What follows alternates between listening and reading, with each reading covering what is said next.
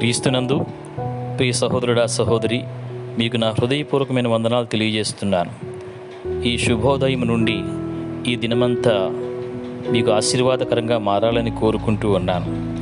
అలా మారాలంటే దేవుని వాక్యాన్ని శ్రద్ధగా విని దాన్ని హృదయంలో కలిగి ఉండడం వల్ల మన జీవితం అంతా ఆనందభరితం కాగలదు కదా. ఈరోజు ధ్యానాంశం కొరకు ఒక వాక్య భాగాన్ని చదువుకుందామా? పరిశుద్ధ గ్రంథంలో నుండి 1 పేతురు 4వ అధ్యాయము 12-13 వచనాలు. ప్రియులారా, మిమ్మను శోధించుటకు మీకు కలుగుచున్న అగ్ని వంటి మహాశ్రమను గూర్చి మీకేదో ఒక వింత సంభవించినట్లు ఆశ్చర్యపడకుడి. క్రీస్తు శ్రమలలో మీరు పాలివారై ఉన్నంతగా సంతోషించుడి. దావీదు యొక్క వీణ శృతి కావాలంటే ఎన్నెన్నో లోటులు ఆయన సహించవలసి వచ్చింది. శ్రావ్యమైన స్వరమెత్తి కృతజ్ఞతాస్తుతులు చెల్లించే మనసు రావాలంటే ఎడారిలో ఎన్నో రోజులు వేచి ఉండాలి. ఇందువల్లనే ఈ లోకంలో కృంగిన హృదయాలను ఆహ్లాదపరచగలుగుతాము, మన తండ్రి ఇంటిని గొప్ప చేయగలుగుతాము. యెష్షయి కుమారుడిగా ఉన్న దావీదు లోకారంభము నుండి ఎవ్వరూ రాయలేనని గొప్ప కీర్తనలు రాయగలిగాడు. అలా రాయగలిగాడంటే ఆయన యోగ్యత ఏమిటి? ఆయన జ్ఞానమా, విద్యార్హత, తలాంతుల? కానే కాదు. దుష్టులు చెలరేగినందువల్లే దేవుని సహాయం కోసం ఆయన అర్జించాడు. దేవుని విశ్వాస్యతను గురించిన ఆశ ఆయన విమోచించిన తర్వాత ఆయన కరుణాశీలతను ప్రస్తుతించే స్తుతిపాటగా పరిమళించింది. ప్రతి విచారము దావీది వీణులో మరొక తీగె, ప్రతి విడుదల మరొక పాటకి ప్రాణం. బాధ తొలగిన ఒక పొలకరింత, దక్కిన ఒక దీవెన, దాటిపోయిన ఒక కష్టం, గండం, ఇలా ఏ చిన్న అనుభవం దావీదుకు కలిగి ఉండకపోయినా ఈనాడు ఒక కీర్తన కూడా మనకి దొరికి ఉండేది కాదు. కావున దేవుని ప్రజల అనుభూతులకి అద్దం పట్టి ఆదరణనిచ్చే ఈ కీర్తనలు మనకి ఉండి ఉండకపోతే ఎంత నష్టం కలిగేది మనకు.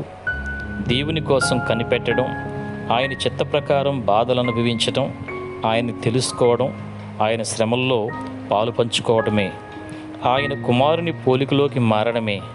కాబట్టి నీ అనుభవం పెరగాలంటే, ఆత్మీయ అవగాహన కలగాలంటే విస్తరించనున్న నీ శ్రమలను చూచి గాబరా పడకు. వాటితో పాటే దేవుని కృప కూడా నీ పట్ల విస్తరిస్తుంది. ఎందుకంటే పరిశుద్ధాత్మ ఊపిరి నిన్ను క్రొత్త సృష్టిగా చేసినప్పుడు చలనం లేని రాయిలాగా చేయలేదు.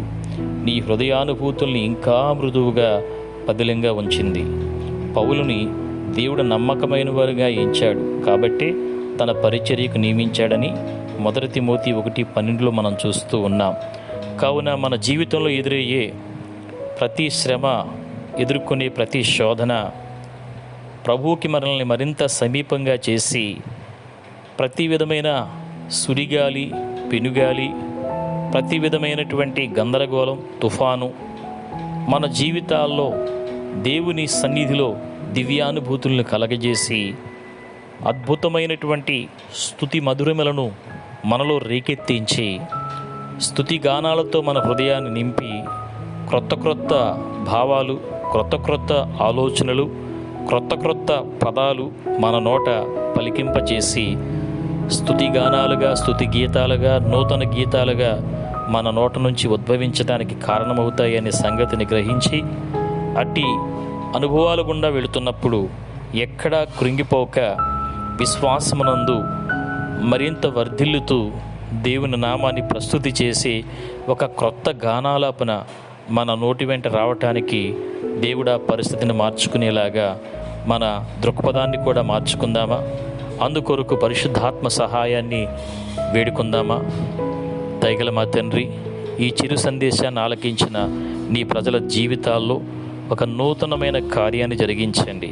వారు ఎదుర్కొనుచున్నటువంటి ప్రతికూలతల మధ్యలో, శ్రమల మధ్యలో, సమస్యల మధ్యలో నూతన గీతాలతో, నూతన భావాలతో, నూతన ఆలోచనలతో, నూతన పదాలతో వారి మనస్సును నింపి నూతన స్వర మధురిమలు పలికించగలిగేటటువంటి మధురమైనటువంటి స్తుతిగానాలు వారికి అనుగ్రహించమని, అట్టి నీ యొక్క ఆత్మ నడిపింపును వారికి మెండుగా దయచేయమని యేసు నామమున ఈ మనవులు అడిగి వేడుకొని పొందియున్నాము తండ్రి.